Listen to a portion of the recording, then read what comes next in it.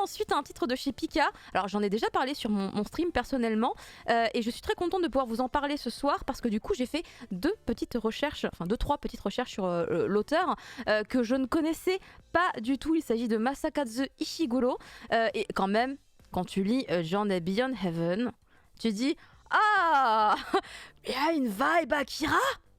Est-ce que par hasard cet artiste serait inspiré? Je suis allée voir un peu qui il était, qu'est-ce qu'il avait fait. Il y a 3 artistes qui sont considérés comme des artistes dont il s'est inspiré de manière assez large.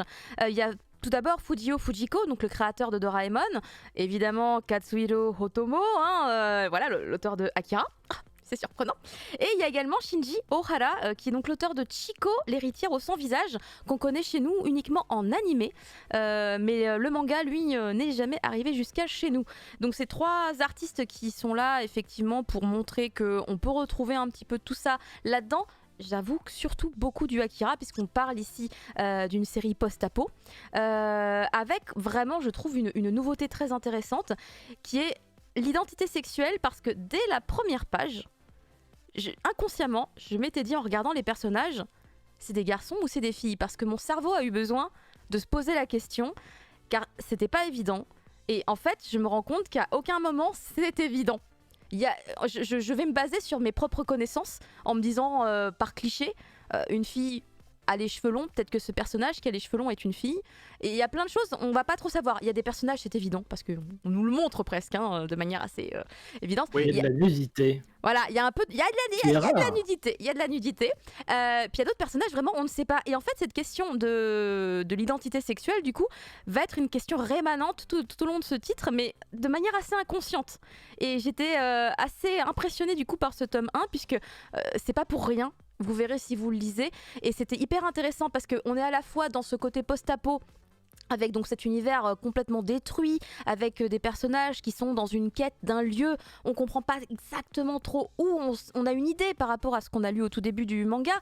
Et en même temps, on a ces enfants. Il y a des enfants enfermés dans un centre. Alors ça fait aussi un peu Akira, mais moi ça m'a rappelé aussi un peu Promise Neverland, parce que du coup c'est des gamins, ils sont là, on sait pas pourquoi, ils font des tests et tout. Oh là là, normalement il y a pas de monstres dehors pour les manger, mais on sait pas.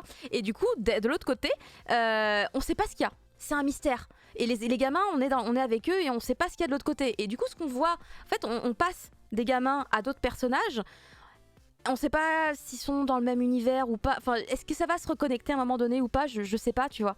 Mais c'est trop de mystère. Trop de mystère. Et moi, ça m'a hypé parce que c'était très difficile pour moi d'ailleurs de résumer l'histoire parce que il y a plusieurs personnages à suivre et il y a presque plusieurs histoires qu'on suit en parallèle. Et on sait pas si à un moment donné, il va y avoir une vraie connexion, mais des deux côtés, c'est extrêmement intéressant. D'ailleurs, j'ai mis des illustrations que du premier chapitre où on est dans l'école avec les enfants. Je dis enfants parce que j'arrive pas non plus à détecter quel âge ils ont.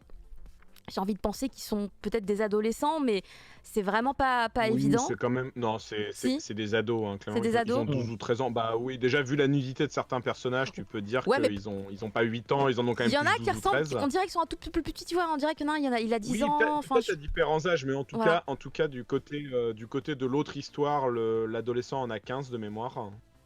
Et Ouais. l'autre personnage a au moins 18-20 ans. Ouais, son âge est indéfini, mais elle est majeure. Ouais. Voilà, Et parce elle, que ils sous-entendent qu'elle a entre 18 et 20 ans, et lui, il dit à peu près clairement au moment qu'il a 15 ans au moins. d'accord.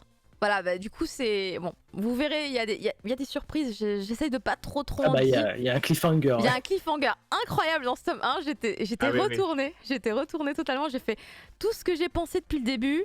Il y avait une raison. L'auteur m'a amené à ça et je suis toute perturbée. Donc j'ai trouvé que c'était vraiment très très fort. Et du coup, j'attends avec impatience la suite pour mieux comprendre dans quel univers veut nous emmener l'auteur. Mais je trouve ça assez inédit en soi. J'ai pas souvenir d'avoir lu un manga avec cette thématique qui va également aborder ce type de sujet. Et puis il y a un côté, j'ai trouvé qu'il y avait un petit côté un peu parasite, puisqu'il y a des créatures qu'on va rencontrer dans cette histoire qui m'ont beaucoup fait penser à ça, puisqu'en plus je suis en train de lire la réédition de chez Glénat. Donc voilà, beaucoup d'univers que j'aime beaucoup, déjà que je retrouve dans d'autres mangas, que je retrouve un petit peu ici, peut-être par inspiration, et que je trouve très bien utilisé, bien maîtrisé. Donc vraiment un titre coup de cœur, parce qu'une fois de plus, on est sur une cover qui m'attirait pas des masses, mais en fait à l'intérieur c'était gueudin, vraiment.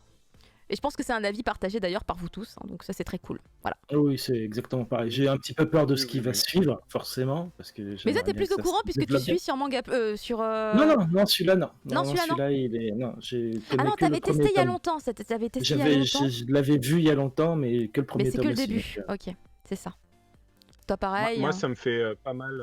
Bah Ouais. ouais, c'est un de mes gros coups de cœur de l'année. Je trouve ça assez fou. Je suis à peu près d'accord avec tout ce que tu as dit sur les influences. Moi, il y en a une autre que je rajouterais, c'est Ouais. Naoki Urasawa. J'ai vraiment Ah, pensé mais à du. En fait, totalement, bien sûr. en fait, Hmm. je trouve que l'auteur, ça a sa grande force. Le trait là, de ce que vous voyez, peut-être, vous fait pas vous en rendre compte tout de suite parce qu'il a un trait un peu simpliste, entre guillemets, on Il est va dire. simple, ouais. Mais il est plus simple, en tout cas, que Rikudo, ça c'est clair et net. Oui. Mais il a deux grandes forces. Déjà, je le trouve très expressif. Et Mm. surtout, je trouve qu'il a une mise en scène, il a une mise en case Mm. qui est assez chirurgicale. C'est vraiment très précis la manière dont il t'amène les événements. Mm. Et c'est en ça que ça me fait penser à Urasawa, c'est dans le sens que chaque chapitre de par exemple 27 Century Boy ou Monster ou Billy Bat, t'as 2-3 révélations, mais t'as 4-5 mystères de plus. Et ça s'amène naturellement, et naturellement tu dévores les chapitres et t'as envie d'avoir la suite. Et là j'ai senti la même vibe en fait, j'étais en mode je veux la suite, je veux savoir ce qui se passe, je veux savoir ce qui se passe. Il alterne très bien en plus les séquences un peu gaguesques où les personnages font un peu les simples d'esprit ou Ouais. les gens, les mecs un peu mignons, rigolos, avec des moments un peu plus sombres, avec des séquences un peu plus dramatiques. Il y a des vraies questions philosophiques qui se posent. Moi, en plus de l'appartenance sexuelle, moi, c'est surtout l'éveil sexuel. J'ai vu Ah aussi, il y oui, a toute aussi. cette question d'éveil. Il y a aussi toute la question de l'éveil sexuel chez les différents protagonistes, et je trouve ça plutôt intéressant comment c'est amené. Et effectivement, cette convergence de fin vers un cliffhanger de fou, je n'en peux plus. Ouais, mais c'est vrai que l'identité Bah, sexuelle, c'était le premier truc qui m'avait tapé dans le cerveau, en mode, je suis en train de trop me poser la question de machin, c'est un garçon, c'est une fille. Tu vois, alors qu'en fait, justement, on est à une période où l'identité sexuelle est quelque chose qui se questionne énormément et dont on n'est pas sûr jusqu'à un certain moment. Et là, du coup, par habitude, quand je lis une histoire, je sais quel genre de protagoniste je vais avoir. Et là, au début, on nous donnait aucune info à part la contextualisation de ces personnages-là. Et il y a des éléments, tu dis, bah non, en fait, c'est pas suffisant pour savoir. Et c'est très inconscient. Je trouvais ça vraiment très, très intéressant.